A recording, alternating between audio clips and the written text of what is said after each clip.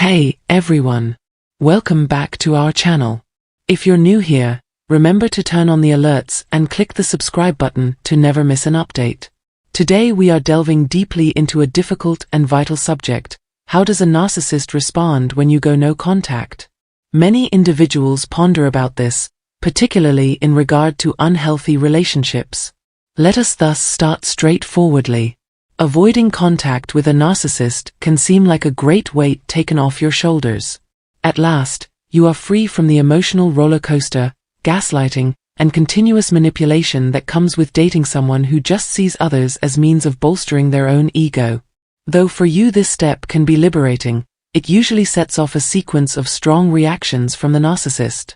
The narcissist first may be perplexed or perhaps in denial.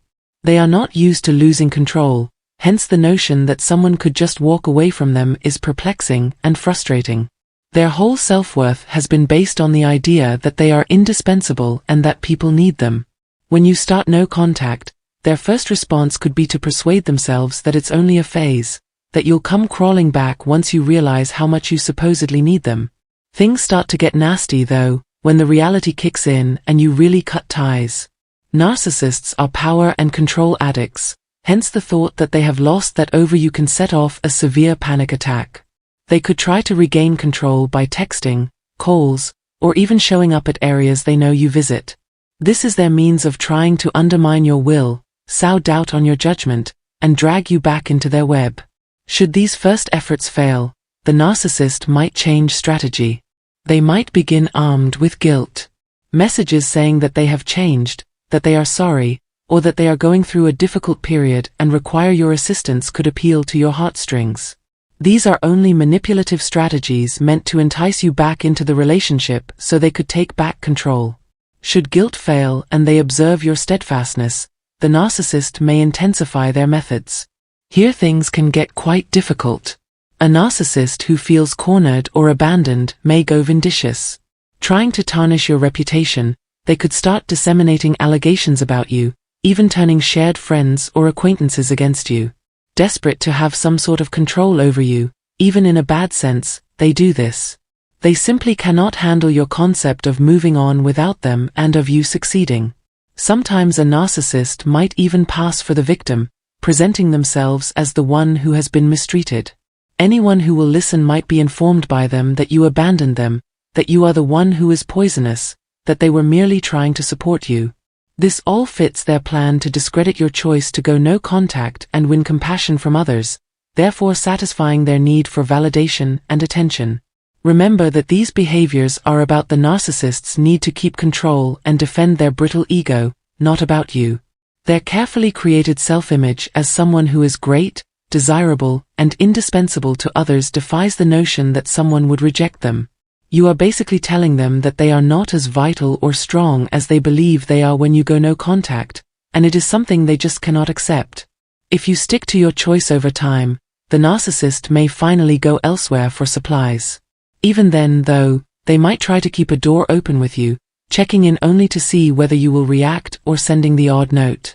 This is so because they constantly want to keep their choices open to guarantee that they have as many sources of validation and control as possible. It's a means of keeping you on the line should they eventually need to pull you back in. Remembering that your well-being comes first while you are avoiding touch with a narcissist is one of the most crucial things. Their deceptive strategies easily entwine one into doubt, cause one to start questioning herself, or feel terrible for cutting them off. But you went no contact for a purpose, perhaps to break free from a negative dynamic, to restore control over your life, or to guard your mental health. Whatever the cause, it's valid and you should keep strong in your choice. See a therapist or support group if you find yourself suffering with the attempts of the narcissist to re-establish connection. These materials can provide you with the tools and support required to fight the manipulative strategies of the narcissist and remain solid in your choice. Recall that avoiding contact with the narcissist is more about safeguarding yourself and giving your own well-being first priority than about punishing the narcissist. You will probably begin to see the advantages of not making contact as time passes. You will experience freedom and calm that you might not have experienced in a very long time. More mental and emotional strength will enable you to concentrate on the things that really important to you. Most importantly, though, you will have escaped a poisonous cycle that was merely sapsing you and keeping you mired in a bad habit. Remember too that avoiding interaction does not indicate you have failed in some other sense. Particularly adept at deception, narcissists can easily fall into the trap of believing that you ought to have handled the relationship differently. Actually, though, narcissists are masters at manipulating events to suit them, and they feed on control. Often the only way to really break free and begin to heal from the harm done is to go without communication. As you create fresh, better relationships and concentrate on your own development and pleasure, the narcissist may recede from your life and ideas over time. But they probably will always be resentful of you for challenging their game and for walking away. You have little influence over this, hence you should not let it weigh on you. What counts is that you have moved in the required direction to safeguard yourself. Ultimately, avoiding contact with a narcissist is a big first step toward recovering your life and sense of self. Though it's not a simple process and it might cause the narcissist a range of strong reactions, it is eventually a necessary one. Staying strong in your choice and giving your personal well-being top priority will help you to break out from the negative cycle and begin toward a better, happier life. We greatly appreciate your supporting our channel and viewing. This conversation should have been useful and provide you some understanding of what to expect from a narcissist when you avoid touch. Should you find this video worthwhile, kindly mark it with a thumbs up. Also, remember to subscribe to our channel to access more materials of this kind. Look after yourselves. We shall see you in the next video. When a narcissist exits your life, the fallout isn't just yours to tidy up, they're left grappling with their own wreckage too. Ever felt utterly crushed when someone whose only focus is themselves casts you aside? You're not alone in that sentiment. Join us on our platform as we navigate this intricate terrain. Today, we delve into the aftermath when a narcissistic individual concludes a relationship. We'll explore the emotional toll it exacts and the perspectives of those profoundly impacted. What unfolds in the wake of a narcissist's departure? For them, it often manifests as an unwavering conviction that greener pastures await elsewhere, far removed from your orbit. They convince themselves that life will markedly improve sans your presence, diminishing your significance and waning interest. Moving on seems effortless to them, despite your investment of love, effort, and dedication into the relationship. They feel entitled to discard you, disregarding your significance, even if another admirer comes calling. Now, let's contemplate the lessons gleaned from life's adversities. The outcomes we encounter often mirror our actions and contributions. Despite imperfections, each moment is a stride in our journey, a trajectory of learning, evolution, and transformation, encompassing both peaks and troughs. Individuals deeply entrenched in narcissism trigger a karmic cycle as they sow seeds of negativity and turmoil. This cycle perpetuates harmful behaviors, and those unwilling to introspect and evolve will inevitably confront repercussions. To understand that ignoring people isn't a new habit for them, it's a loop that hurts them over and over again. They've treated other people the same way, sowing the seeds of anger and quickly moving on. Surprisingly, they don't seem to care that they were fired. But why? How does this trend keep happening? The answer is in how they move around with you. When they ran into you, there was a chance for things to change. You stood for someone who could stop them from doing bad things. They had a chance to change and grow, but they decided not to take it. Instead, they went back to old habits, putting down your worth, smearing your image, playing with your feelings, and continuing their unhealthy pattern, which seemed to make them happy after the breakup. What you do has effects, and the circle of spreading negativity and leaving others behind will never end. In the end, the effects show up. They might not know it yet, but what they did will lead to regret and pain. It's important to know that when a narcissist decides to break up with you, it causes them a lot of inner turmoil. They think cutting ties will make them happy, but it only makes them sad. Every day, they have to deal with memories of you because they keep seeing signs of you. This is what they came up with. Even though they act like they don't care and are going on, regrets are eating away at them. Despite how they look, they're hurting. They might try to make peace or fix what's broken, but because you feel so much, you'll always be stronger. Do you not see? They were looking for something better, but you were a big step up from what they had before. I'm not talking about your looks, I'm talking about your spirit, your soul. That's where true beauty lives.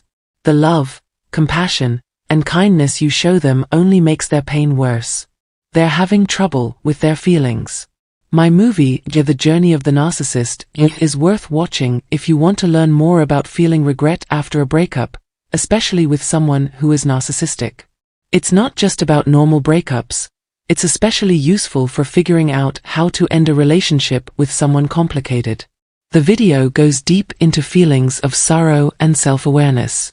At first, they might not think that their loss is that important, but later on, thoughts of someone who loved them no matter what will keep them up at night. They slowly come to this understanding as they go through a series of short-lived, superficial relationships that fail to recreate the deep connection they once had. As they try to figure out what this new information means, the narcissist looks for approval from a group of people who back them. This helps them hide their regret and denial of the consequences. But behind this front, there's a feeling of sorrow, like they're trying to change the story of their past. The narcissist changes in a small way over time. People who used to be their friends and boost their egos are now painful reminders of their mistakes. This inner conflict makes them feel bad, which forces them to face the unpleasant fact that they've been living their life in the wrong direction. It's a bitter discovery that challenges their skewed view of the world and their tendency to be self-centered. After the split, the narcissist starts to lose his or her confidence. Thoughts of you and memories of your presence follow them around, making things very difficult for them. It's like karma is coming full circle and having an effect on their life over time. But karma dances in mysterious ways that often hide how strong it really is. Through my own personal journey, I've gone deep and found deep truths that were hidden from view. Even though some people may have a lot of power over our lives, it's important not to get caught up in their fake pain. Instead, the cosmos softly pushes us toward self-renewal by showing us how rough their inner lives are. I couldn't talk about my experiences in an open way until years had passed, during which I had a lot of mental pain. During that rough period of time, I dealt with trauma, desire, anger, and bitterness. Even though everything was going crazy, I felt a hand holding my resolve. Now that I've thought about it, I have a better understanding of both myself and the world. To really understand how much pain they are in, you have to look deeper than the surface. When someone chooses to let go of you, they start a journey full of inner conflict and mental pain. Imagine a place where they aren't surrounded by your soothing presence and have to find their way through a maze of deep pain. If you think about it for a moment, you might be able to see signs of their pain. This is something I've noticed, and maybe you have too, seeing the pain they're going through when things go wrong. It is very important to take care of your mental health. It's normal to feel sorry for other people and carry some of their problems, but it's just as important to put your own growth and resiliency first. Every contact with a difficult person helps you grow as a person. Instead of giving in to their negative, use it to fuel your own growth. Don't forget that you have the power to turn hardship into strength, which makes you different from narcissists. Meeting the deepest parts of someone who is unhappy, like a narcissist, can be a deep and enlightening journey. Even when we were caught in the maze of these kinds of relationships, where their false love had us, we added our own colors to the fabric of life. That they will look for another soul like ours, but never really find comfort is something that dawns on us like the first light of dawn. This fact keeps playing over and over as a constant reminder of what they lost, a weight they carry every day. While people rarely show regret or understanding because they are ignorant or afraid to admit it, saying sorry can feel like crossing a chasm of doubt. Especially when it means admitting fault and possibly causing more pain. There's a worry that accepting fault could make things worse, keeping us in a state of fear and stopping progress. It's like the fear of making things worse in a bad situation, which would stop us from moving toward peace.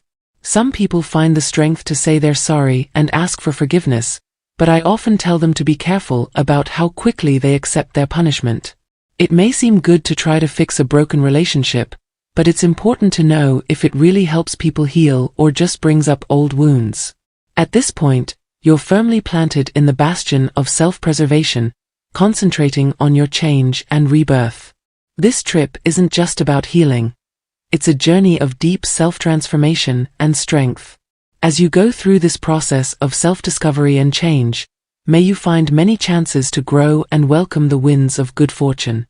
I truly hope that you find blessings on your trip, whether they come from the universe, a higher realm, or the depths of your own being.